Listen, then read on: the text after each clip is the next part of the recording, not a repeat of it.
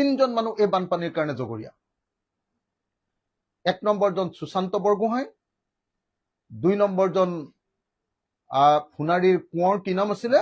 ধৰ্মেশ্বৰ কোঁৱৰ, আৰু 3 নম্বৰজন ময়ূৰ বৰগোহাঁই।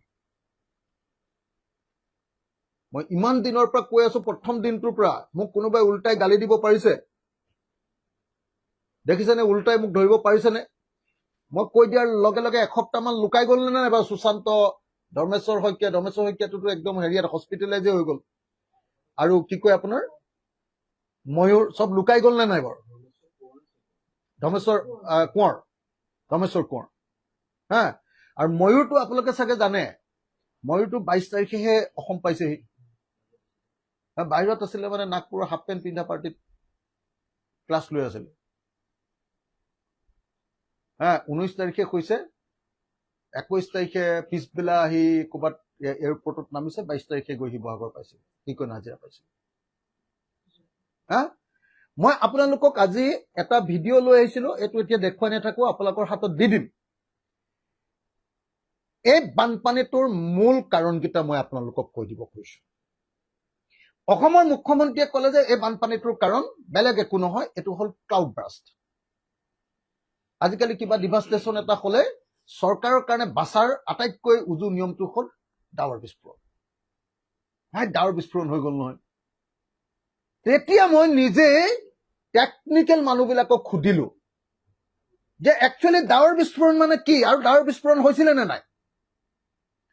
তেতিয়া মই সুধি লৈ গম পালো যে ডাৱৰ বিস্ফোৰণ মানে হ'ল,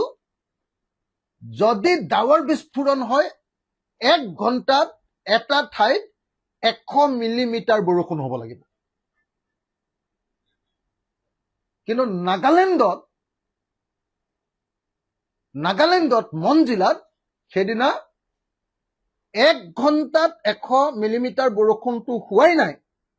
24 ঘণ্টাত 137 মিলিমিটাৰ বৰষুণ হৈছে। 24 ঘণ্টাত।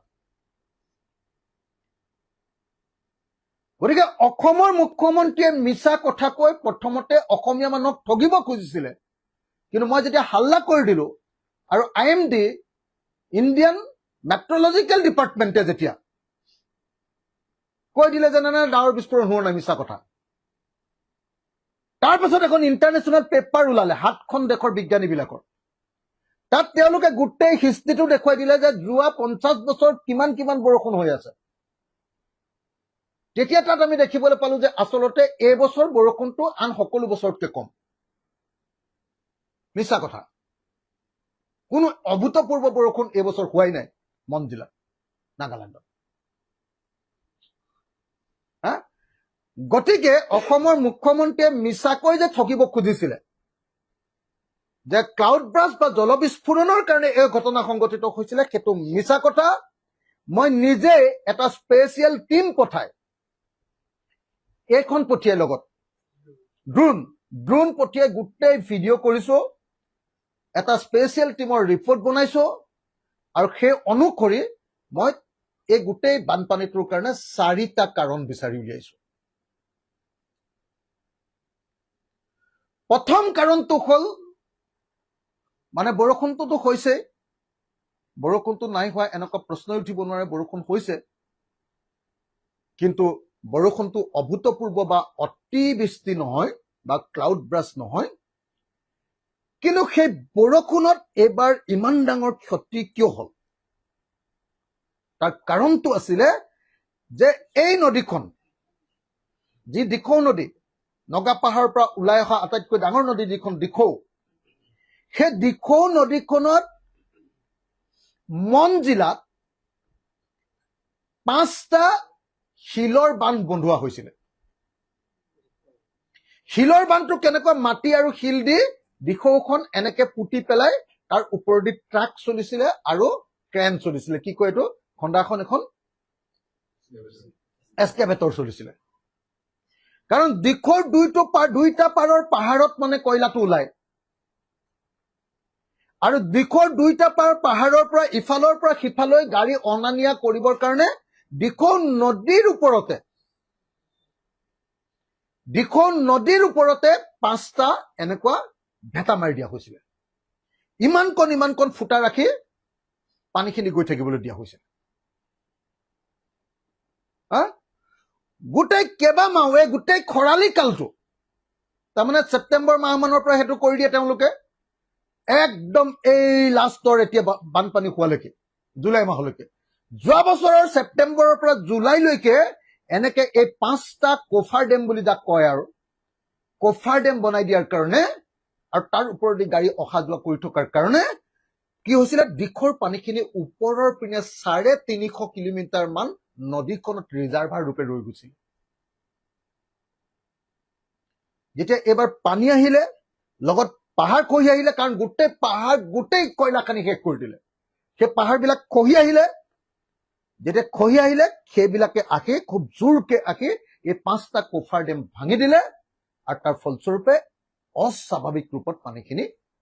উফন পাতি গুচি আহিলে এইটো হল প্ৰধান কাৰণ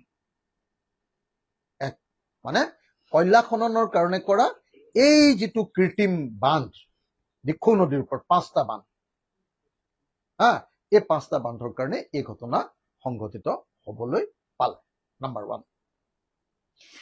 নাম্বাৰ 2 যে তাতে আপোনালোকে দিখৌ নদীখনৰ যদি সঁচাকে গঠনটো কোনোবাই দেখিছে নাগা পাহাৰৰ পৰা নামি আহোঁতে দিখৌ নদীখনৰ গোটেই পাৰকেইটা সাংঘাতিক ধৰণে তাৰমানে একদম মানে আমাৰ কংক্ৰিটৰ নিচিনা কেনেকুৱা গোটেই শিলৰ লেয়াৰ আছে পাৰকেইটাত এখন নদী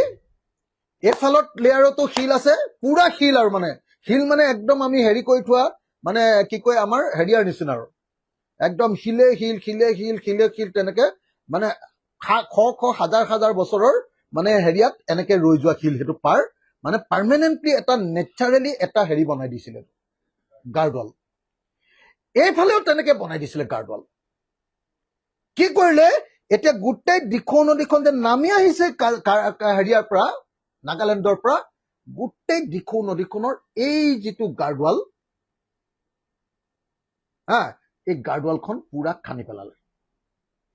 খানিলে এনেকুৱা নহয় যে 1 কিলোমিটাৰ খানিলে একেবাৰে একেৰাহে 25 কিলোমিটাৰ খানি দিখৌৰ কিনাৰৰ সেইটো খানি দিখৌৰ পাৰটো গোটেইটো দীঘলীয়াকে একদম লেক তৈয়াৰ কৰি দিলে আৰু সেই ঠাইখিনিত আকৌ সেই নামি অহাৰ পৰা 24 কিলোমিটাৰ আকৌ সেই দিখৌ নদীখনত মথাউৰি নাই পাৰটো যেতিয়া খানি দিলে তাৰ পৰা শিলখিনি যেতিয়া উলিয়াই নিলে আপোনালোকে চাগে নিশ্চয় জানে যে এখন নদীত যেতিয়া 1 কিলোগ্ৰাম শিল থাকে তাৰ তলত 3 কিলোগ্ৰাম বালি থাকে এইটো সাইন্টিফিক নিয়ম প্ৰাকৃতিক নিয়ম এই যে শিলবিলাক অঁতৰাই দিলে নদীখনৰ পৰাও অঁতৰাই দিলে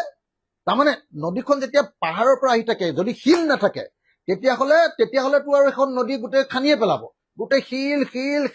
সেই সব শিলবিলাক উঠাই আনিলে আৰু এই গোটেই কয়লাৰ কামটো শিলৰ কামটো এই কামটো গোটেই কামটো চোৱা চিতা কৰে সুশান্ত বৰগোহাঁই যি নিজেই ৱাটাৰ ৰিচোৰ্চৰ দায়িত্ব এইবাৰ পালে সুশান্ত বৰগোহাঁই এই গোটেই সিন্ডিকেটটোৰ মাষ্টৰ আৰু এটা পাৰ্টৰ মাষ্টৰ ধৰ্মেশ্বৰ কোঁৱৰ আৰু শিল আৰু কয়লাৰ সামান্য অংশ এটা অংশ চেয়াৰ ময়ূৰে পায় আৰু শিলৰ মাষ্টাৰ এজন ময়ূৰ এই 3জন মানুহৰ কাৰণে তাৰ তলত লেয়াৰ্ছ অফ মানুহ আছে সেইবিলাক কৈ লাভ নাই কিন্তু এই 3জন মানুহৰ সিন্ডিকেটৰ কাৰণে